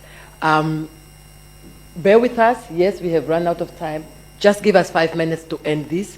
I think it is only fair enough if there is any one, maximum two pinning question that you would want to draw your attention to our panelists, be it the ones physically or on the line. I already have my two hands. Thank you very much. I will definitely take only that hand and that hand. We are over an hour behind the schedule. Okay, the third one will be the one online. Data is effective, cheapest way of undertaking irrigation to promote our food systems. I would want more information on this. Thank you. It will be for Dr. Badiane later. Next one.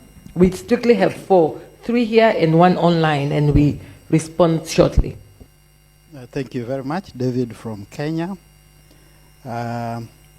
First, I really liked Dr. Badiane's presentation, particularly around the shifts to market-led systems, particularly in terms of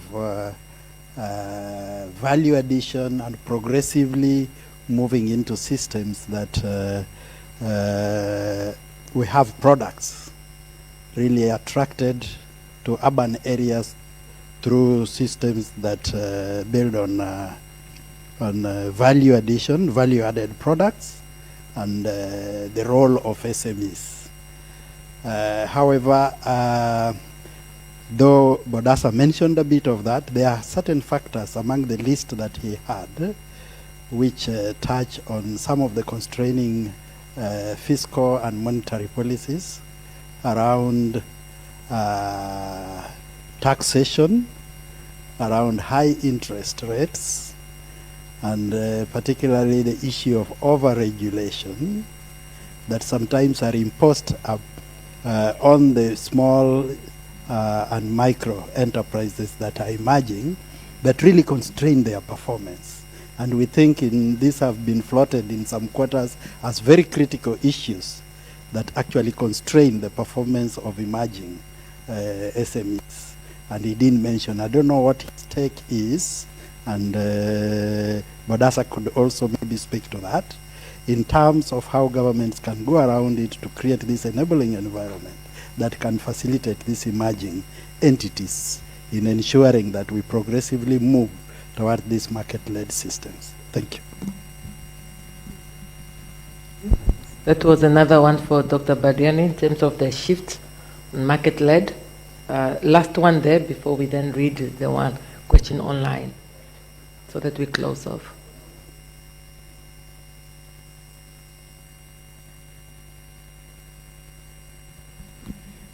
Hi, thank you. I also want to thank the doctor for his great presentation. It's one of the few positive presentations that I have ever listened to.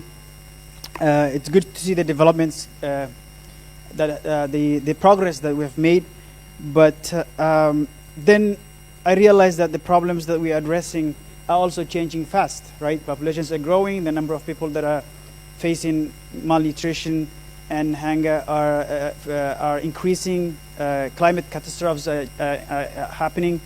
And so it sounds like sometimes that the progress that we're making are at best incremental, and sometimes the actions. Economics in Africa. Make business development chain facilitation in Africa. Make business development chain facilitations to sellers, commercials, and distribution, NPK, and urea. Security guarantee catastrophes, and climate changes with economic actors, local content Africa, and ZLECA for the African Union. I guess this is like very French English question. Does the economic actors in West Africa and civil society of development West Africa Francophone will beneficie institutional helps and assistance in training and capacity building? This is a question from Mr. Babacar Ndiaye, economic actor in West Africa, expert in African civil society of development, West Africa. Thank you very much. Yeah, indeed, that question has a lot mixed. At first, I thought it's directed to Maria, talking about NPKs and all that, which are components of fertilizer. But then again, the last part of it, I think Dr. Badiana is able to also just capture it. Due to the time, ladies and gentlemen, if you allow me, unless really other panelists would want to come in, let's rather give the opportunity to Dr. Badiana to respond, since already the first three questions were directly linked to his rich presentation. Thank you very much. I'll start with the last one. How do you make sure that our solutions live past the problems as they come? The development process is a dynamic one. The art of policy making is to be able to respond to challenges and problems as they emerge. So the example here is like just being on a journey with your family, and your kid is asking, are we still there? Are we there? Are we there, right? So you are not going to be there. When you drive on a road, you will see roadblocks you will avoid. You didn't know they were there. You'll make turns, you'll make the tour, and that's how the policy thing is. So the solution today is sustained by knowing how to address the problems of tomorrow. So that's how you sustain the thing that they happen. So, and for that, it's not the knowledge, it is not the money, it is not, but it is the tools, the systems, the institutional framework to do that, to be able to look at the problems and understand them and solve them. That's why things like ANAPRI are extremely important. Local expertise, centers of expertise, experts working directly with the government, and not on an ad hoc way, but having a systematic, coordinated mechanisms of understanding what the issues are, so that the ministries don't run and look around when they have a problem and they don't know whom to talk to, or going to the wrong actors. But also the researchers and analysts need to know what the ministries are grappling with, so that they can have that in their research, in the bachelor's thesis, the master's thesis, all these different things. That's how we create that ecosystem of knowledge that allows you to respond as these problems emerge and then find solutions as you go. So it really has to be thought about, just like you're saying now, before even those issues come. And you have the capacity to answer. Sorry for being long on that. On the SME issue and public policies, there is a report on that. If you go to our website or just you Google, ATOR, A-T-O-R, 2021. It was in public policies and the emerging processing sector. One thing, though, is that most policies are biased toward the big guys. They don't see the small guys at all. So it's not just even they're doing something wrong. They're just not even aware of the existence. So it's a huge gap there, what we need to do. On irrigation, here again, sorry, I have to refer you to 2 studies we did for Niger and for Burkina Faso, looking at not just the potential for irrigation, in particular small scale, but the cost competitiveness of that, the potential in terms of income generations, how many households could be touched, and things like that. We don't do work on irrigation regularly, but that at least provides good examples of how irrigation can be leveraged competitively in a way that, and efficiently, I meant, in a way that addresses issues at the household level. So thank you for that. Thank you so very much. Ladies and gentlemen, allow me to call Dr. Toto to summarize the takeaway messages from our discussion. Thank you very much, Madam Chair. I think it will be a big attempt to try to summarize such a great session. We were all very active in listening to the different speakers and panelists, and I think we had a very great session. I will just go through the key points, not really to summarize, but to give some highlights.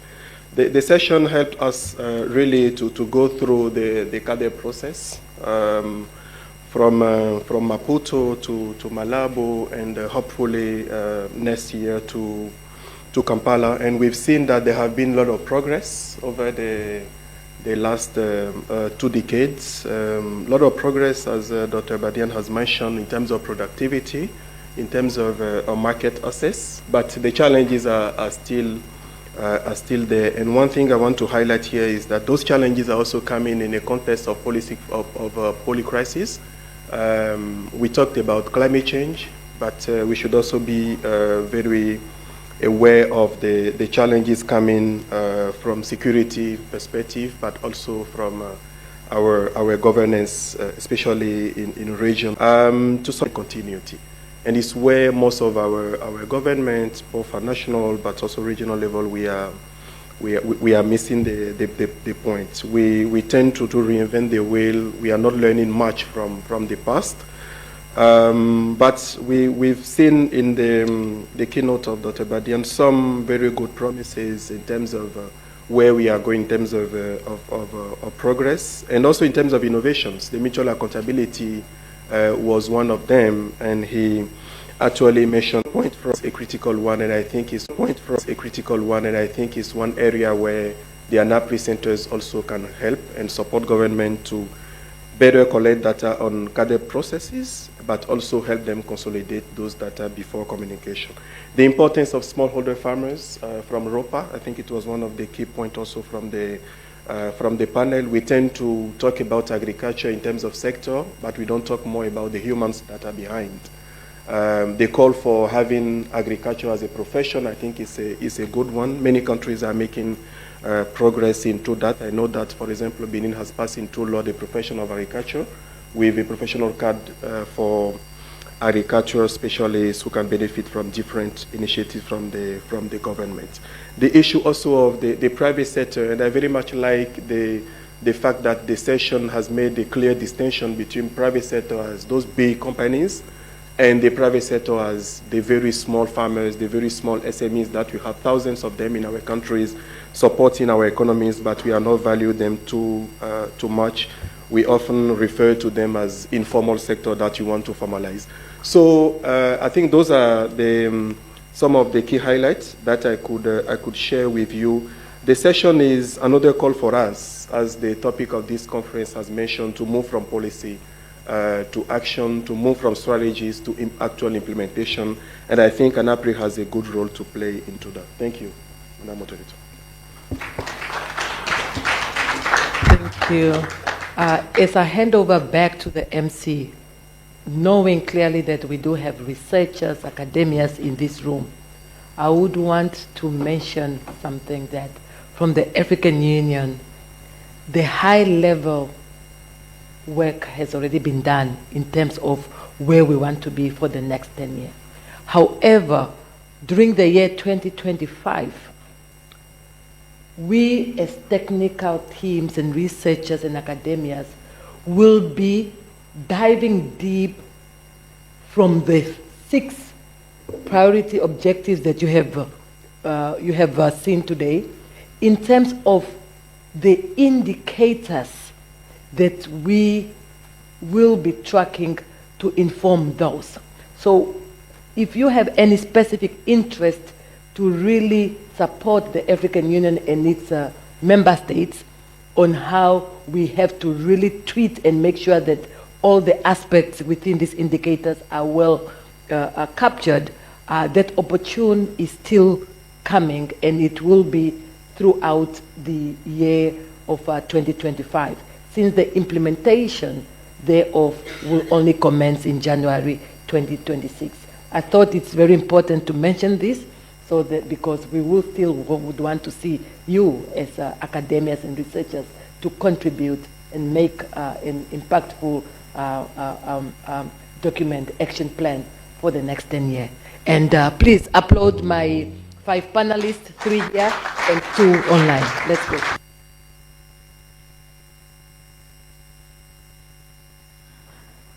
Thank you, dear moderator. I'll just ask you 1 minute for the photographer to take an official photo of you and your panelists, please. And Professor Bajan, if he permits us. And also Dr. Freitas. The photographer is coming. And our commissioner.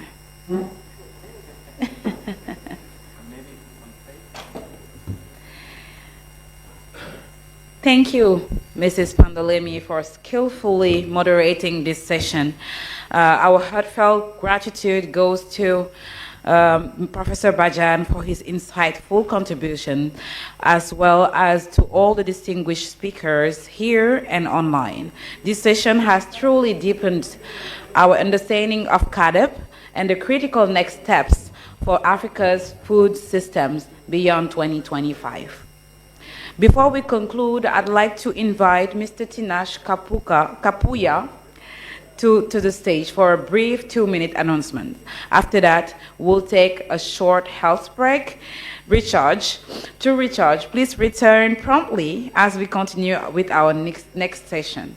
We'll have a 15 minutes break after Mr. Tinashe Kapuya's 2-minute or 1-minute announcement. Thank you. Thank you, Madam MC. My quick announcement is as follows. We have session 5 coming up. Everybody is invited for session 5. It's an exciting session. We are convening to get a lot of our centers back in here and resource people who can help us to answer the questions around how centers can and increase their chances of finding funding solutions, right? So we want our centers to get funding for research, and we encourage all of you to come back and participate in this cafe-style conversation. I'm going to appeal to BMGF, AGRA. You are encouraged to come and become part of our resource people teams. We are encouraging people from FAO and all government representatives. Please come and attend that session. You will be helpful to inform our conversations there. We want private sector people to come as well. I know my brother Yotam is here. He's going to also be part of that conversation. So please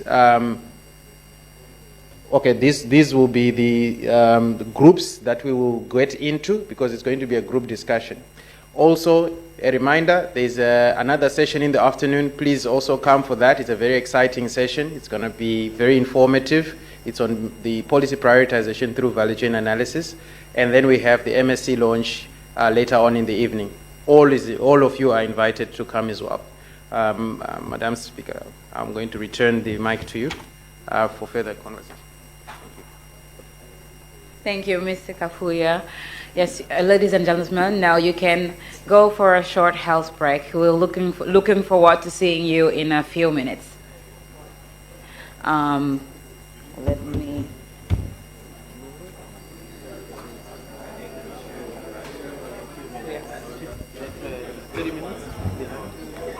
minutes? 30 minutes, yeah. So we can try to shorten the next session so that people can go for lunch.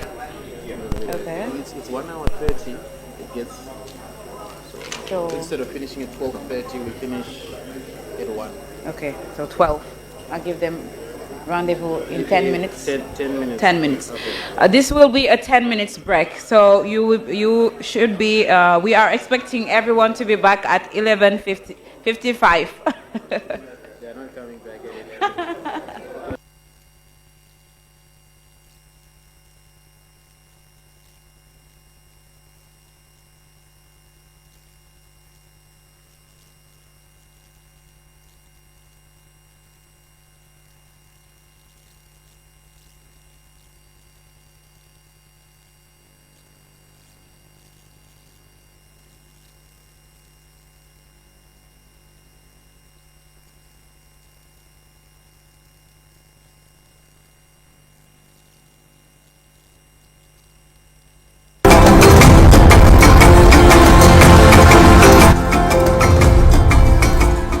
Welcome to the 11th Annual ANAPRI Stakeholders Conference, brought to you right from the land of Teranga, Dakar, Senegal, with the theme From Policy to Practice, Strengthening Local Institutions for Sustainable Food Systems Transformation in Africa.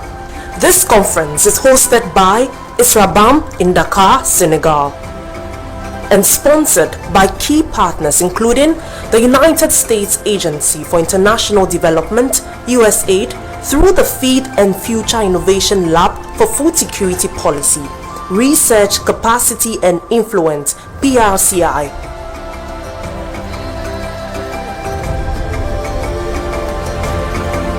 and the Comprehensive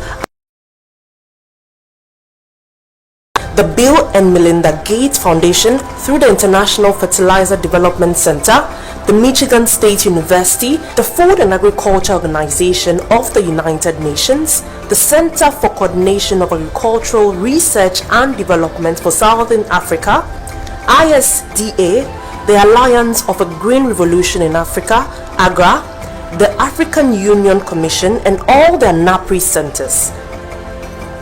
And now, today's program.